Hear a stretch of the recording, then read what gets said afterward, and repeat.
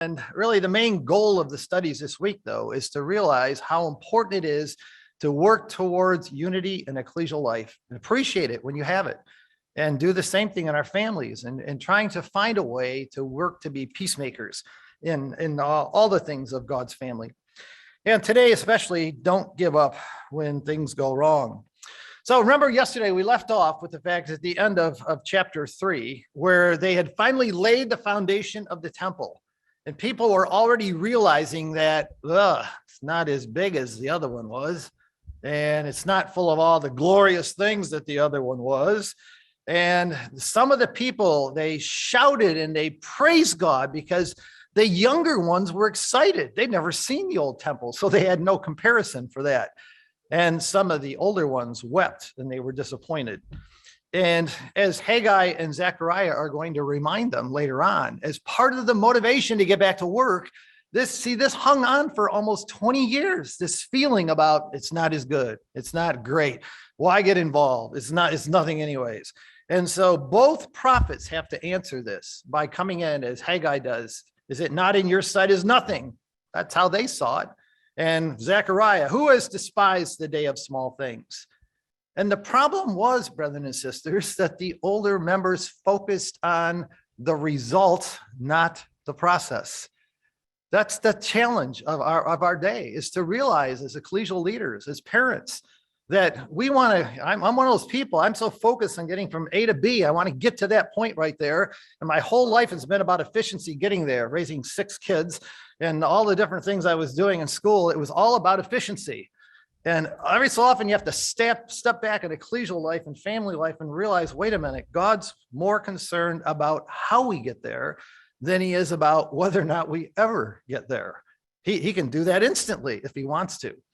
So what then God does is he sends out his angels right here. And you can imagine how the angels had discussions about how are we going to handle this? How are we going to get these people that have come back united at first, and they're already starting to split up.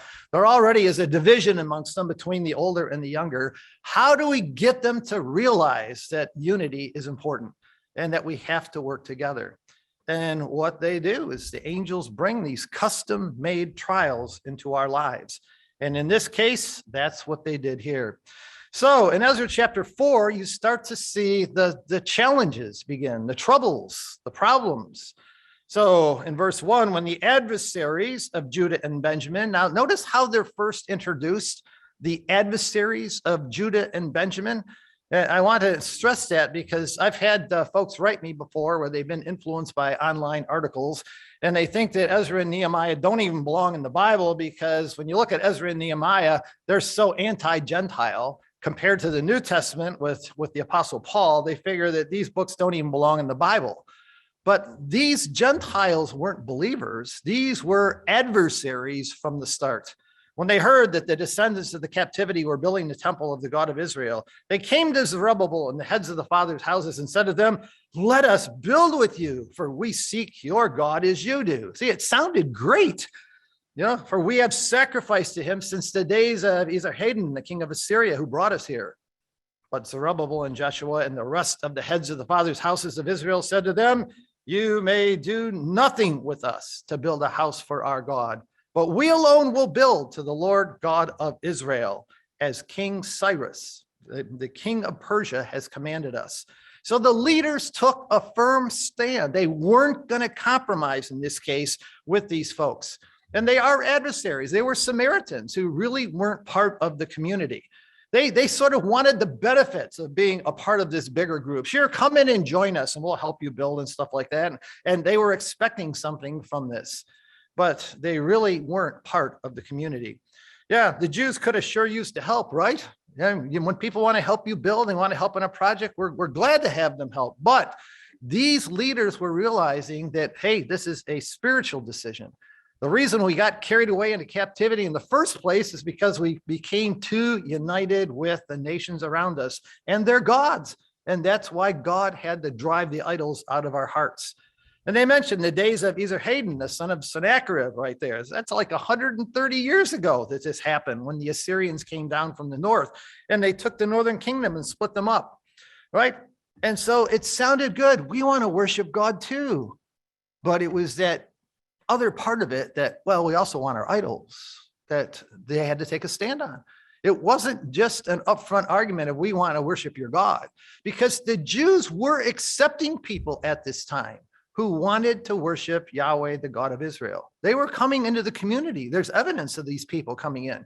That's why it talks about how they praise the God of Israel at the end of chapter 2, and now here chapter 3, and here again in chapter 4. There were some converts being made, but these were genuine converts to some extent, not just people who wanted to take their religion and incorporate Judaism as well.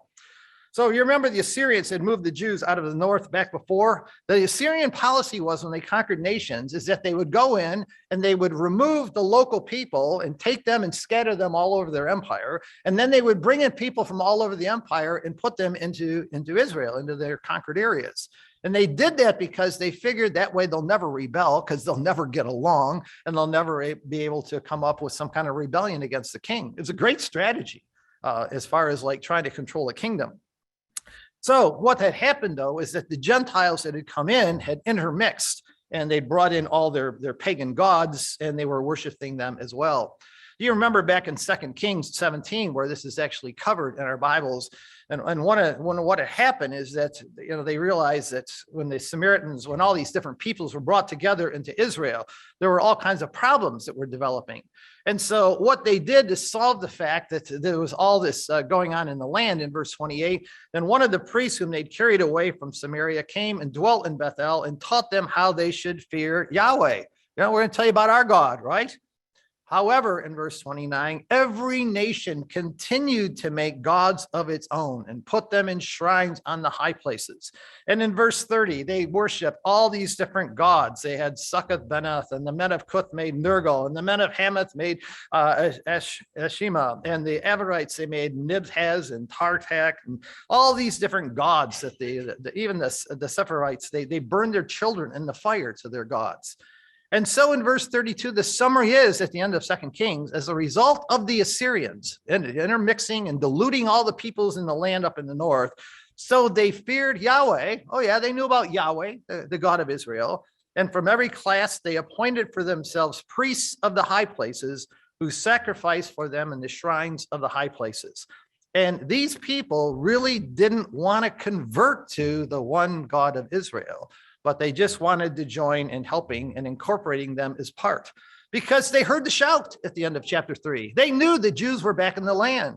They knew that there was a temple going to be built. They heard there were rumblings of what was going on and what Cyrus had commanded. And they figured, well, better to have them incorporated as part of our group and have them be our enemies. So they came in and tried to join.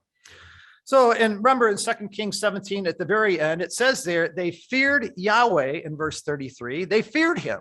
They feared him, but yet they served their own gods according to the rituals of the nations from among whom they were carried. And to this day, they continue practicing the former rituals. They do not fear the Lord. And so that's the way it got left. They acted like they wanted to help, but they really didn't. So the first test when they in this situation is, are the Jews that return from the captivity, are they going to return to idolatry? Are they going to take all these people that want to help and bring them in? And are they going to incorporate all of their way of life that a lot of the Jews would have liked?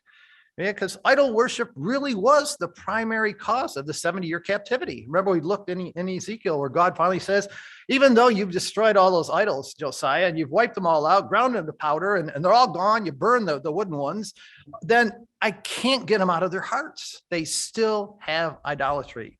So are the people going to be willing to separate from the nations, stand firm for Yahweh, their God, and guard the truth that God had entrusted to them? And the answer is right now, yes. They start out with really good intentions. That is the beginning thing. But what happened over time is it crept in. It just crept in because it's a constant thing that we have to be on guard against. And you'll see by the end of the story of Ezra that already the mixed marriages problem had developed. So Joshua and Zerubbabel, their defense is, all right, to the Samaritans, is they said, look, in verse 3, we're just doing what Cyrus told us to do. This is what Cyrus commanded, that we should go up to Jerusalem and rebuild the temple. And so those already in the land, they really weren't involved yet. And the people of the land, what they did in verse 4, they discouraged the Jews. They decided, this compromise thing was going to lead to immediate trouble, and they didn't want to compromise.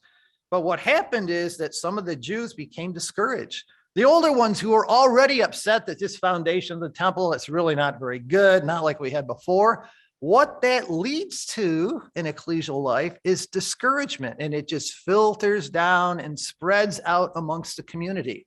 That's what negative talk does in ecclesial life. And it does the same thing in families. If mom and dads come home from meeting and all they do is talk about all the negative things in the car about what went on in the ecclesia that day, how in the world are our children ever going to love the truth?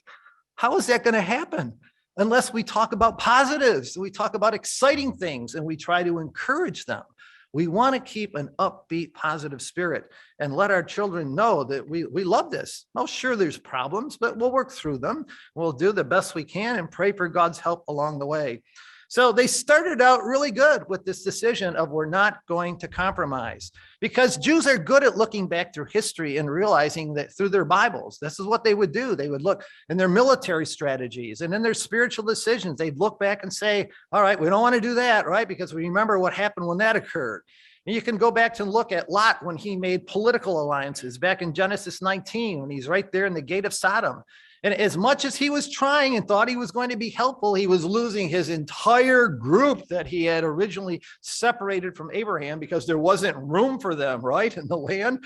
And now we're down to like Lot and his wife and a couple of daughters, and that's all he's got left at the time when Sodom is destroyed. Or look at Judah. What a contrast to Joseph back in Genesis 37. Judah comes along in chapter 38, and God forces us to compare the differences between these two. One of them is seeking God, and the other one is just out there seeking the gains of this world. That was Judah. He was a businessman. He was into economic growth. He wanted the things of this life, and he made alliances, him and Hira, right, his best friend. And you even consider Jehoshaphat. Jehoshaphat's dad had made mistakes. He had gone up and he tried to war against the northern kingdom, and he had made an alliance with the Syrians over there, and he thought he had solved the problem with the king of the north, with the king up in the northern kingdom at the time. And in the end, it nearly cost him his life, and in the end, it probably did. He had made some mistakes about what he had done about trying to war against the northern kingdom. And so Jehoshaphat comes along, and he just decides his whole life. When you read his record, you wonder, how in the world could he keep doing this? But if you had lived through his history, you would understand that he realized his dad messed up. He shouldn't have been fighting against the north like he was. And Jehoshaphat sets out to seek unity at all costs, really, is what he had done. He's a great example of how if your goal is unity and you just don't care how you get there, look at Jehoshaphat and you'll see how he constantly makes mistakes because he didn't understand the process. He was after the goal. Then he makes marriage alliances. He makes political and military alliances up there with Ahab. And in the end, even when he's reamed out for all of those things, he ends up in the end making an alliance that's economic about let's build ships together down there at Ezion Geber, right? And and that was even after the prophet had said to him, how can you love those who don't love the Lord? But he still was committed to unity, and he wanted to constantly unite with the northern kingdom. And so, Jehu finally told him at that point in 2 Chronicles 19, should you help the wicked and love those who hate the Lord? Therefore, the wrath of the Lord is upon you. We can't compromise, brothers and sisters, in those areas. We cannot compromise. It's good to be nice to people and work with people, but we can't compromise on the spiritual things that are going to pull our children and our ecclesias into the things of this world and the gods of this world. We've got to draw that line. Look in Hebrews 11 at the people who made tough decisions by faith for their long-term results. These people aren't focused on the immediate. They're not just trying to get through the day. They're looking for the long term about what's best for their families and their ecclesias. And that's what Noah was doing when he built the ark, and he suffered for it. Or Abraham, when he was willing to offer up Isaac, he's willing to lose his son at that moment and go through the impossible of what God had asked him to do because he believed beyond hope that God must resurrect him from the dead. He left Ur. Remember when he did that? And he gets to the land, and God says, go to this land I'm going to show you. And he gets there, there's a famine in the land. He has to go on down to Egypt. Or remember when he let Lot make the first choice. Abraham trusted God, and the decisions he made in his life were based on that. And that's what God's hoping we're going to learn from these character studies, is learn to trust him like these characters did. Or Moses, when he demanded Pharaoh let the Jews go, even though Pharaoh made life harder for the Jews, and he goes to God and says, this isn't working. All they're doing is now everybody hates me. He has to trust that God is working in this, and that in the end, this process they're going through will hopefully change some people's lives. Unfortunately, for that generation of Jews, it didn't. They saw all those things. They saw all those miracles. They watched God day after day try to get them to trust him, and they still kept complaining through their lives. Something goes wrong, and their first reaction is to gripe. Why have you brought us out? They remembered the good old days, right? When we had those onions and leeks and all that stuff. Remember those good old days? And they colored the past with rosy glasses that weren't right at all. But we don't want to be like that, brothers and sisters. We want to realize that God, through these trials and troubles, he's trying to train us. He's trying to get us to trust him. He's trying to get us to be the people he could invite into his family forever. And if we don't respond to that, we're like that generation that gets cut off in the wilderness.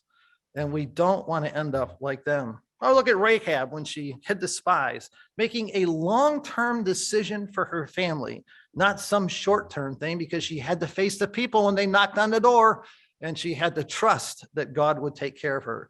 So some of those long-range spiritual decisions, right, they have some immediate uncomfortable results, tough decisions and discussions that we have with their children about decisions that we're making as a family. Or sometimes the ecclesias do the same thing. But our goal is the long-term, not the short-term things. And that's what faith does. It drives us to believe that God's in it for the long term. So the people of the land, they tried to discourage them from building. They troubled them, right? They hired counselors in verse 5 against them to frustrate their purpose. All the days of Cyrus, the king of Persia. So this is starting early on, right? Because they're still building for about 6 years of Cyrus's life, even until the reign of Darius, king of Persia. That's the whole span of what you're going to look at here in chapter 4. It starts with a summary verse. That this is what they did. They hired counselors. They frustrated them the entire time, right through the entire building of the first 16 years. 16 years they're working on this, and there's people working against them all the way. And then he specifically says in verse 6, in the reign of Ahasuerus. So this would be the next one after Cyrus. In the reign of Ahasuerus, in the beginning of his reign, they wrote an accusation against the inhabitants of Judah and Jerusalem. So that's the next king who came after Cyrus. I really believe this chapter is in chronological order. And then in verse 7, in the days of Artaxerxes. All right, so here's the next king after Cambyses took over. After Cyrus, his son Cambyses took over. And now you're into the next one. In the days of Artaxerxes, he calls them. Also Bishlam, Meredith, Tabel, and the rest of their companions wrote to Artaxerxes, king of Persia. And the letter was written in Aramaic script and translated into the Aramaic language, which is part of why Ezra goes back and forth between this Aramaic and Hebrew, I think. So if you've never looked at this before and you start wondering who were those kings were, we're going to look at that in this chapter today, and hopefully we'll get an understanding of how this works out.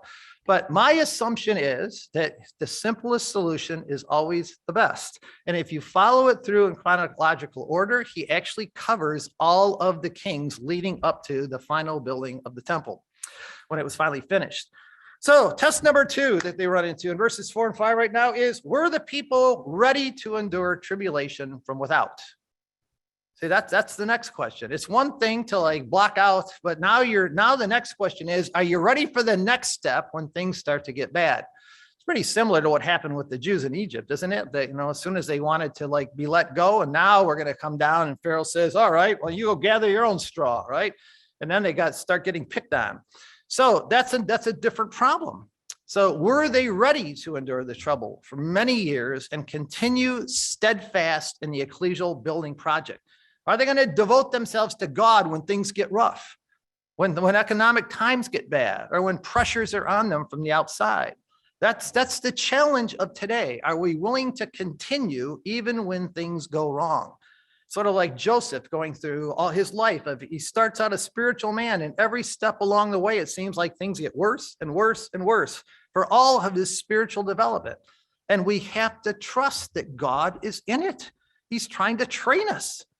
I really believe our problem is we don't understand really. We talked about it, but do we really understand how bad we are and how tough the training program is to get us to where God wants us to be? If we all believe that really, we would never say to God, that's not fair. We'd all understand right away that this is what it takes to save me. I'm that bad. I'm that far away from God that I need to go through these things. It's not a question of whether it's fair. The fair part is, was it fair for God to spend all this time trying to change me? That's what we should be asking. Why did he try to change me instead of somebody else out there? That other person got left out of God's election, and you have been invited. You're part of the family of God. He's trying to change, trying to train. And what a great opportunity it is. So for this one, the problem was, no, they weren't ready to endure the pressures, the longer range trouble that they ran into. They started out enthusiastic. They started out in the building project. And as the years go on and the adversaries are putting pressure on them, there is mounting talk amongst the Jewish community. Why are we bothering with this? All this stuff about building the temple is just causing trouble. And the work that originally started with such enthusiasm that they were shouting for joy, over time, it just waned and waned. And you can imagine what it's like. It's sort of like breakfast in the morning, Dana, when you realize that as the days go on, right, there's going to be fewer and fewer people there. And in the end, he said, by tomorrow morning, he'll be talking to himself. And that's about what happened. You know, people showed up for the building project, and you can imagine how every day as time went on, fewer and fewer people came to help. And what did they do instead? They stayed home. They built their own houses, right? They planted their crops and took care of their own land. They took care of all their stuff back home, and they improved their economic situation. At least they thought they would.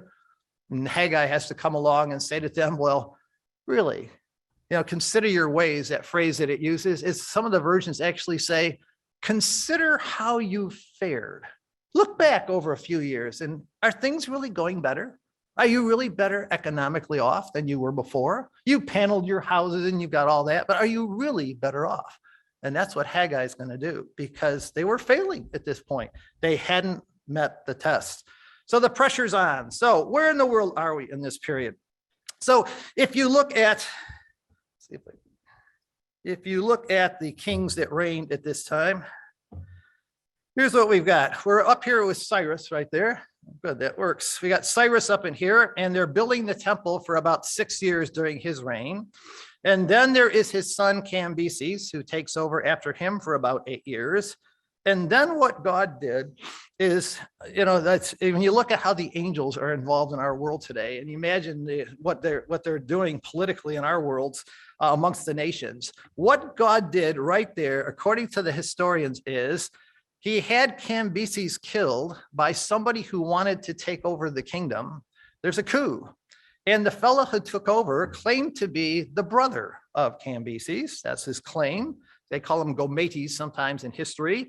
A lot of people call him Pseudo-Smyrtus because he was also known by the name of Smyrtus, I guess, which another name that he had up there. But they call him Pseudo-Smyrtus because he was a fake. So this fella comes in and he takes over the kingdom right there after a coup. And he's only there for a short period of time. But during that period of time, he knew that his kingdom was like really risky at this point, and he couldn't afford to have any trouble in the kingdom. And as soon as that letter comes to him about these Jews are rebelling from your kingdom, they're going to build up their city and they're going to cause you all kind of trouble, he immediately sends the army down and makes them stop. So these are the kings that we're talking about here in Ezra chapter 4. It's these three fellas. It starts out with Cyrus, then Cambyses, then this Gometes, and finally it ends up with Darius Hystaspes, where the temple's actually finished. That's finally in the reign of Darius when they finally get back to work. So some Christadelphians, just so you are aware, if you ever do studies on this time period of Ezra and Nehemiah, and you're reading books by Christadelphians, you're wondering like, what's going on here? The brethren from England sort of unanimously all take the Darius to be who finally gets the king when Ezra returns. They take it to be this fellow back here, Artaxerxes Longimanus. That's who they think the Artaxerxes is actually in Ezra chapter 4. The problem with that is, it doesn't make any sense to be talking about this guy down here where the temple's actually finished. We know that in the 6th year of Darius right here, the temple's finished. So why would Ezra chapter 4 be talking about some guy who comes along 60 years later? But that's their understanding, because they're worried about these names of Artaxerxes and Ahasuerus. They get hung up on the names, but these names are just kings. They're just like titles for a king. And they're actually known in the world, at least, you could be called by different names, just like we do with prime minister and president and king and different names that we have today. So I'd never really liked that idea of going with this. If you're reading any of the Australian works, just to show you how cultures differ in our community, the Australian brethren have all bought into Brother H.P. Mansfield's idea, which he actually borrowed from others, if you look in Bollinger and different things, that really we're all talking about right here, this whole region from Cyrus to Darius Hystaspes, and that the king that we're talking about in Ezra is this Artaxerxes fella is actually this Darius Hystaspes when Ezra returns. And we don't even deal with all of this later on back here because it's way too far in the future. Ezra chapter 4 is just about the kings for the building of the temple. That's all it's talking about. So Darius Hystaspes, he comes by. If you go with him, it works out fine chronologically. But if you go with Artaxerxes Longimanus back here, you're looking at about 58 years later, according to the Persian records, when he would have come along. And then they think that Nehemiah took place back in here as well. But the problem with it is that verse 24 clearly shows in this chapter that this is all about the temple. It's not about building the walls. So you can't just go to outside commentaries and read them and follow through, because our brethren in England, that's what they've done. They've just gone with the standard view of what commentaries would take, speaker's commentary that they follow. And they've gone with that view of thinking that was Artaxerxes Longimanus. But if Ezra had come back, if Ezra did return in the 6th year of this king back here in Artaxerxes Longimanus, he would have been really, really, really old. And you have to come up with a reason for why did he wait 60 years after the temple was finished to come back? Ezra, it's like the way it reads in the record is that as soon as the temple's finished, Ezra gathers a bunch of people and says, let's go, we're ready to go. He was an older fella, all right, but he's waiting for the temple to be finished. So in this case, in Ezra chapter 4, the fellow that's called Ahasuerus is actually Cambyses, who's the son of Cyrus. And Artaxerxes in this chapter is actually this fellow right here, who's the fake king, the guy who took over and ran the coup and is an imposter. He's called Artaxerxes in this chapter. So when you look down at Ezra chapter 4 at verse 23, you can see that the summary verse of the chapter makes it very clear that we should be reading this chapter chronologically. Because it says when the copy of King Artaxerxes' letter was read, this is the letter that this chapter is about. When the copy of this letter is read, all right, before Rehum and Shimshai the scribe and their companions, they went up in haste to Jerusalem against the Jews and by force of arms made them cease. So by the end of chapter 4 of Ezra, we've run through this scope now of these kings to where now this imposter's taken over and he hears this letter and he gets spooked out, and right away he sends out the army and says, make them stop. And thus the work on the house of God, which is at Jerusalem, ceased, and it was discontinued until the 2nd year of the reign of Darius, the king of Persia. So this Darius right here, the king of Persia, would be this fellow right here, Darius Hystaspes. And you can see what happened, that Ezra 4 is really just about this little period right in here from Cyrus to Darius, and tells you how the adversaries caused trouble. So that's the key, that the temple work stopped in the reign of Artaxerxes. And we know when it stopped was in the reign of the king before Darius Hystaspes. And history then points out this guy was an imposter. And we also know that, in reading the next chapter, that the temple gets finished very clearly in the 6th year of the reign of Darius. So it starts up again in the second year and it finishes in the sixth year. So all you're dealing with right here in Ezra 4 is this little period here, and it's describing how the initial excitement and the work that was all going on, it started to slow down and slow down and slow down because of all the adversaries causing trouble during the reign of Cambyses and finally into Gomedes, and it stopped. And it stopped only, some of us don't realize when you're reading the record, it didn't stop for that long. It only stopped for about a year and a half, maybe 2 years, and that was it. And then the people got going again, because by the second year of Darius, that's when Zechariah and Haggai are doing their work and the people got back to work. So it was a momentary stop, but God forced the people to consider their ways. What do you really want? So this Artaxerxes in verse 7 of the chapter that we're in right there, as you flow through this chapter, this fellow right here in verse 7 is the same fellow right here because they're writing the letter to him. It must be this guy who only came in for about 6 months or so, the imposter fellow, and that's the one who caused the work to stop. But it was building pressure on the Jewish people as all this is going on. So if you ever look in the history of the Persian kings, Cyrus is the one who made the decree right there. His son Cambyses is the one who then reigns next, who our Bible referred to there as Ahasuerus. And then this fella takes over. Sometimes in history, they think he was this fella right here who was the brother right there, this guy named Bardaya. Other people call him Gomedes. Even all these names show you how he was doing his best to take over the kingdom, but it just wasn't working. And in the end, the folks got together in Persia, the leaders did, and they all just said, hey, somebody's got to take him out. And they did, and they agreed to let Darius become the next king. But what that did is it switched over in the family lines right here of the Persian kings right there. That was the end of Cyrus's line. And then it went over to Darius, and then finally from him to Xerxes, and then Artaxerxes, the other fellow, Longimanus. So if those of you that are history buffs, that's actually what's going on. So we're only going to deal with, in Ezra 4, this period right here from Cyrus to Darius Hystaspes. That's all this really is. And if you look at how this works, you can see that the temple started back here in Ezra's time. It continued right through until it finally stopped right here in the, when you're looking at Gomedes right here, it stops back here. They start building again right here, and it's finished by the time that the 6th year of Darius. And then the 7th year, Ezra returns. Makes sense, right? The next year he comes back. That made a lot more sense to me. So for those of you that like charts and stuff, there you go. There's a chart of all the kings, the name that they have in Ezra chapter 4, their historical name, and how long they actually reigned. And in God's wonderful way of controlling the world, it turned out there was exactly 20 years from the beginning of the building of the temple until the time that it was finally ended, which fulfilled the 2 prophecies of Jeremiah that were 20 years apart. So they write this letter, right, in Ezra chapter 4, right, against Jerusalem. And you can read through this letter yourself. You can see what it is. But they piled up all their reasons as to why the Jews should stop.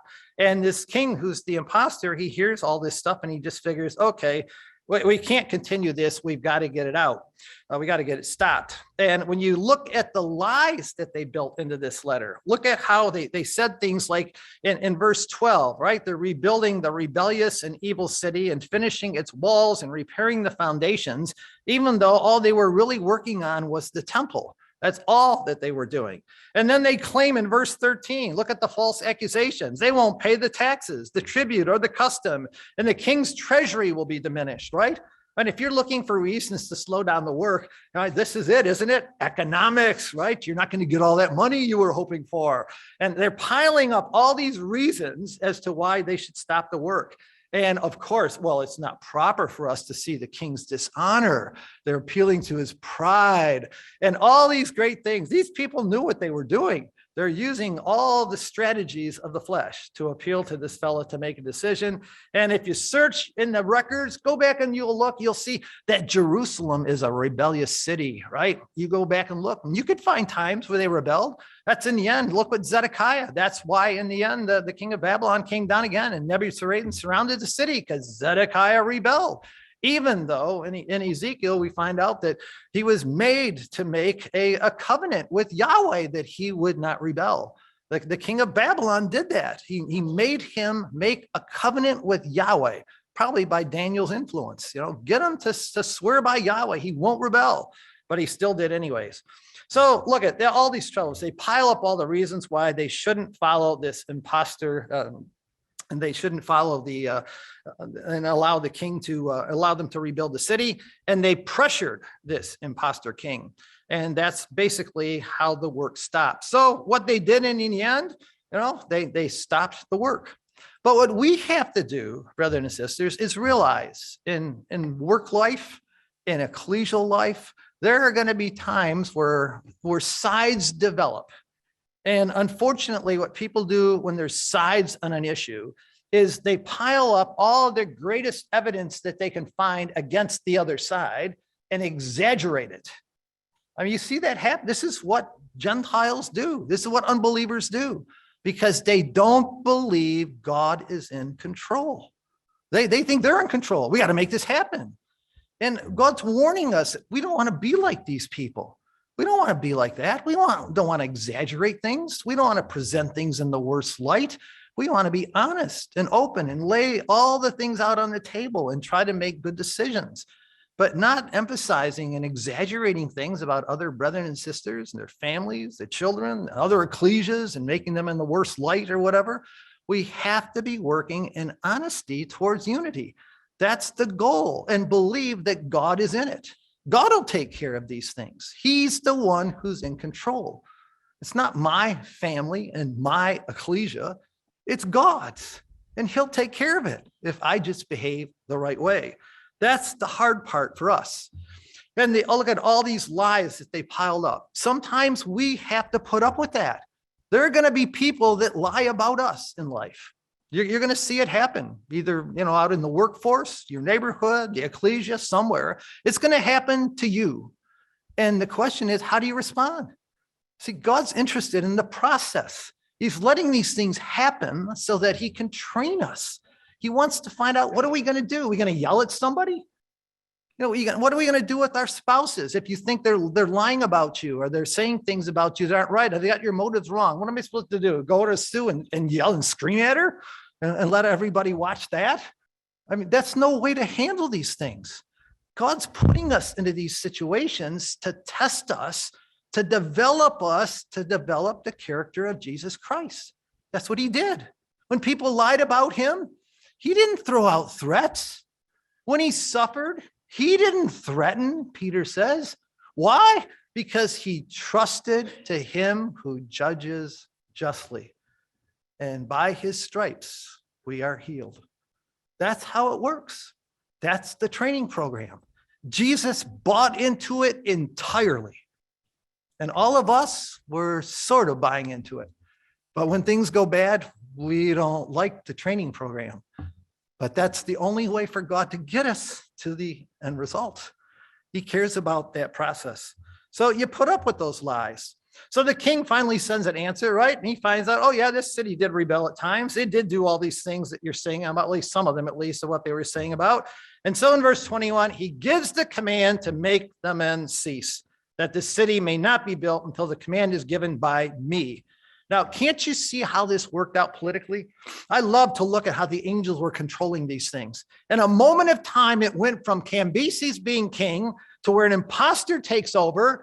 He's scared stiff about losing control of the kingdom, and he's making these decisions based on fear. And he's just like, anybody like this writes a letter, they're going to rebel, shut him down, make it stop, make it go away, and bring peace to the kingdom because he's afraid. But that's how fast the angels can bring changes into our lives. This is what they do. I mean, you look at like David's situation, you read about in Samuel. He wants to go up and help Achish, right? And he gets his guys up there. He leaves Ziklag alone, right? And then war goes on with the Philistines, and Israel's destroyed. Saul's killed. Jonathan's killed. David comes back to Ziklag. They want to stone him because everybody's gone. The Amalekites came through and took him. And 1 week later, he's king. This is what angels do. They overturn things in a moment because they change things so fast when they want to. And they install that man as king. And these men wanted to stone him, but David strengthened himself in the Lord his God, the record says. He got them in the rally. He prayed about it. They went and got all the people the Amalekites had taken. They come back. Ziglag's gone. Why did God get rid of Ziglag? Because he wanted David to realize you're going to have to move in, go back to Israel. And see, if you trust that the angels are controlling those events of your life, you don't fight them anymore. You just look at, well, what am I learning from this? What direction does God want me to go, our family to go, or our ecclesia to go? And we trust that he's in control. He's the one who's guiding and directing us. We pray for it a lot, but sometimes we don't know how to respond to it when it's actually happening right in front of us. So the work stopped, right? By force and by power. The army comes in, they make them stop. And the warning to all of us, brothers and sisters, is when we gripe and when we complain, like Israel did coming out of Egypt, and we look at the negatives about our family, about our ecclesia, eventually enough stuff piles up where God says, well, if you don't like this, I'll take it all away. Take it away. Can't do it anymore. And we don't want to get to that point where the training program involves taking everything away. He can take our health. He can take our family. He can take our ecclesia, and it can all just disintegrate in a moment. And then we look at each other and say, wow, that's not really what we wanted. But sometimes the angels have to do that to get us to realize that we've got to be more positive and thankful, appreciative of what God has given us, to appreciate his grace and his mercy and realize I don't deserve what I even have. There's no way you could earn it. It's all by the grace of God. So the work stopped only for about 2 years, right? I'm sure the true believers were probably really frustrated. They had to quit. But it was a time to challenge the community. You know, do you really want this or not? And sometimes God has to take it away. But faith is what gets all of us through. So you look at, well, why did the work stop? Well, for 15 years, they've been working, about 15 years right now, and it had worn them out. The adversaries had worn them out, right? The older people, they didn't like it in the first place. You see how that eats away at you when you have that spirit of negativism? It just starts to grow over time. And when other things go bad, the negative stuff starts to build and build. And you can imagine the people saying, yeah, see, they were all right at the first time when we were laying the foundation. The older folks, they all knew what was right. They knew this was no good. We should have quit back then. You can imagine those discussions going on in ecclesial life back then. And, you know, it's just a warning that this is human nature. This is what we're like. And then the adversaries, they hired counselors against them. And the workers, honestly, you know, when you go home next week, what are we going to go home and do and think about first? Are we going to worry about our economic situation, our houses, all the stuff, the toys and everything we can get? Or are we going to go home and decide what can we do better to help out in God's family? What can we do? What can we do with money that we have? We're going to redo our house. We're going to rebuild things, buy a new car.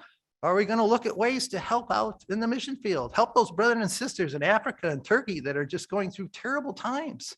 God's challenging us, brothers and sisters. Where is our faith? What do we really want out of this life? It's Ecclesiastes all over again. And the people were afraid. They were afraid of the adversaries. So all that was building up on them. And it was a time for faithful believers to step forward and say, we can do this with God's help. God will help us get it done.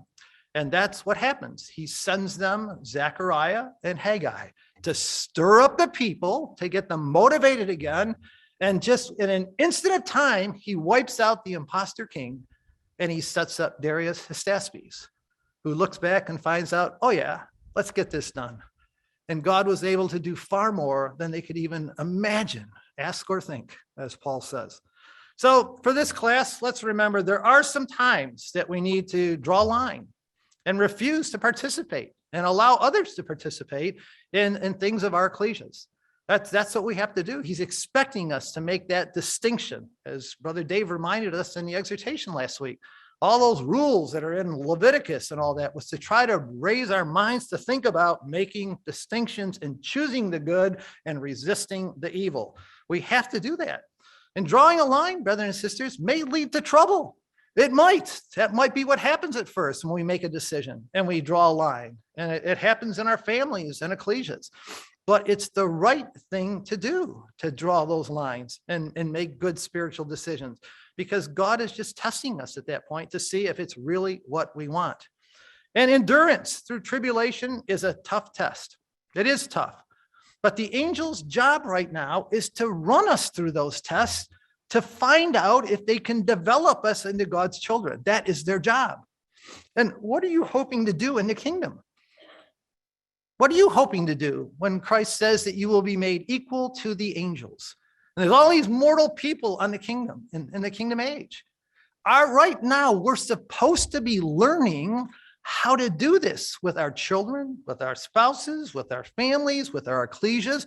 We are in training right now to recognize God's training program. How did he do it for me?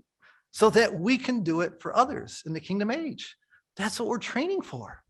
And sometimes we focus on the idea that, the kingdom will be wonderful. And we look at it from our perspective of, it's going to be peace and joy and all my problems are going to be gone. Look, we're going to be active in the kingdom like the angels are today. We're training to become workers in God's family. It's not just sit back and enjoy and lay back with no problems anymore and life is wonderful. There's going to be challenges when we act as angels. Angels are challenged all the time. Imagine how they go through frustrations discussing with one another. I tried this with Jim and I tried this and nothing's working. Anybody got any more ideas? And this is what they go through. Imagine if you were the angel who had worked with Lot's wife all your life, all her life, and you'd work with her, and she's coming out of Sodom and you're hoping she won't look back. Don't look back. And she turns around and looks back. There's frustrations to this. This is not just a life of just sit back and enjoy peace and quiet, but the people we work with. That's the joy. The angels, the saints of this age that are joined with them, it will be fun. It will be a lot of fun to work with people whose goal is to accomplish the will of God. No jealousy, no envy, no other agendas involved. It will be great. So the warning today that comes out of this chapter also is that God may give us what we really want. Be careful what you're praying for. If our goal in life really is to just get a bunch of toys and we want to go home and improve our economic situation and we want all these things of this world, God may give them to us. He might, but we may be losing out on our spiritual life. We've got to be careful that we don't just look negatively at the things of the truth. Turn them into positives. Look at the joys of being here at Bible school this week. People come here and they're all excited. They love this, right? Well, go home and keep that spirit. It doesn't have to be just with brethren and sisters. It can be all these other people. It could be your neighbors. It could be people you work with. Take it home with you and practice it in every aspect of your life, because God's going to give us what we really want. So let's make sure we go home and seek first the kingdom of God, and all these other things will be added to you as well.